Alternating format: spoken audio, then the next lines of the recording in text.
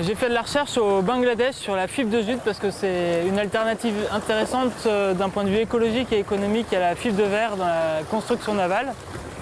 Et ces recherches-là m'ont permis de construire le premier bateau qui intègre de la fibre de jute. Il s'appelle Taratari. Alors bienvenue sur le Taratari, c'est un bateau de pêche traditionnel du Bangladesh. Il fait 9 mètres de long, 2 mètres de large, 1,5 tonne. Et puis ça va en moyenne à 3 nœuds. Là j'ai décidé de partir du Bangladesh et rejoindre la France avec pour prouver que ça marche, tester Taratari et puis essayer de trouver des partenaires pour créer un centre de recherche où je continuerai mes recherches sur la fibre de jute. Alors j'ai construit le bateau au Bangladesh. Ça m'a pris 3 mois de le concevoir en partenariat avec VPLP et 3 mois à réaliser. Alors 3 mois c'est assez rapide, surtout qu'au Bangladesh, rien n'est prêt, il faut tout créer, les chandeliers, les dérives, le mât, à partir principalement de récupération de cargos détruits dans les chantiers de démolition de cargos à Chittagong, dans le sud-est du pays. Et donc j'ai mon mât qui est fait de canalisation de cargo, j'ai mes dérives qui sont faites de bouts de coque de cargo, mes hublots qui ont eu une première vie dans un cargo et tout est recyclé. La plupart des choses ont tenu parce que j'étais en permanence stressé par les problèmes techniques et j'anticipais en général les casses. J'ai quand même dû changer mes filières plusieurs fois et maintenant je les considère plutôt comme des guirlandes que comme des filières. J'ai eu des problèmes de safran que j'avais mal conçus, des problèmes de rouille partout, sur tout ce qui est métallique. J'ai eu, après les 2 jours de moteur du canal de Suez, les vibrations de mon petit moteur chinois qui s'appelle Jiandong ont cassé la résine autour de mon tube d'étambot et du coup il y a une fuite dans le bateau et je pompe depuis l'Égypte 100 à 150 litres d'eau par jour. Et j'ai cassé 3 pilotes automatiques parce qu'ils ne sont pas faits pour vivre en apnée pour des longues périodes. Et donc ils ont surtout été fatigués à cause de l'humidité et puis aussi dès qu'il y a des déferlantes, bon c'est humide et aussi ça fait chasser le bateau et du coup les pilotes automatiques ont du mal à suivre de temps en temps. Et mécaniquement ils ne sont pas faits pour ça.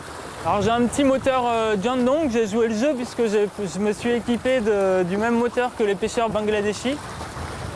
C'est un petit moteur qui coûte 80 € et c'est monocylindre diesel.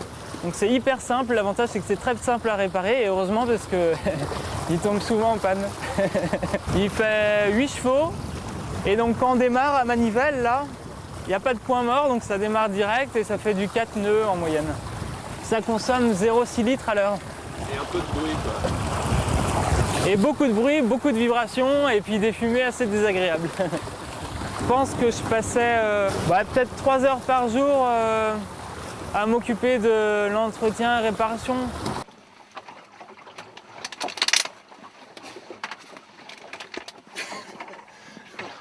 On peut tenir à 2 et c'est intime, ouais. Il faut faire des cartes parce qu'on ne peut pas vraiment dormir à 2 en même temps quand on navigue. Et donc en général il y en a un qui fait une sieste à l'extérieur et qui garde un œil un peu ouvert pour voir s'il y a des problèmes. Et l'autre qui dort ici. Dans ce bateau-là, il faut toujours ramper, s'accrocher partout. Et à cause des problèmes d'humidité, j'avais des boutons au coude, aux genoux, aux fesses et du coup ça fait un peu mal.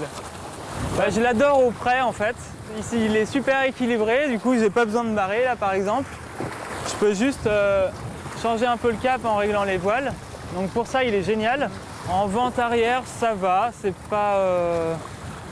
pas extrême. J'ai un SPI quand même qui m'a bien aidé en vente arrière. Et par contre le pire c'est quand il y a des vagues dans le nez. Là le bateau, comme il est court, il a peu d'inertie, il s'arrête à chaque vague et ça devient vraiment difficile d'évoluer quand il y a des vagues. Et quand il y a des déferlantes, n'en parlons pas. Et ben Taratari, je vais l'exposer au Salon Nautique de Paris. Je vais découper discrètement des petits échantillons pour pouvoir les tester et voir la résistance, les propriétés mécaniques après vieillissement du jute. Et après, il va falloir le faire vieillir, donc je sais pas encore, j'ai pas encore de plan. Tu vas pas repartir au Bangladesh avec? Les Bangladeshis m'attendent beaucoup, mais ils aimeraient bien voir le bateau au retour, parce qu'ils l'ont vu à l'aller. Mais malheureusement, ça m'a un peu fatigué quand même avec ce bateau. Je l'aime bien, mais faire un retour, c'est un peu long. Pas prévu, donc, C'est pas prévu, non.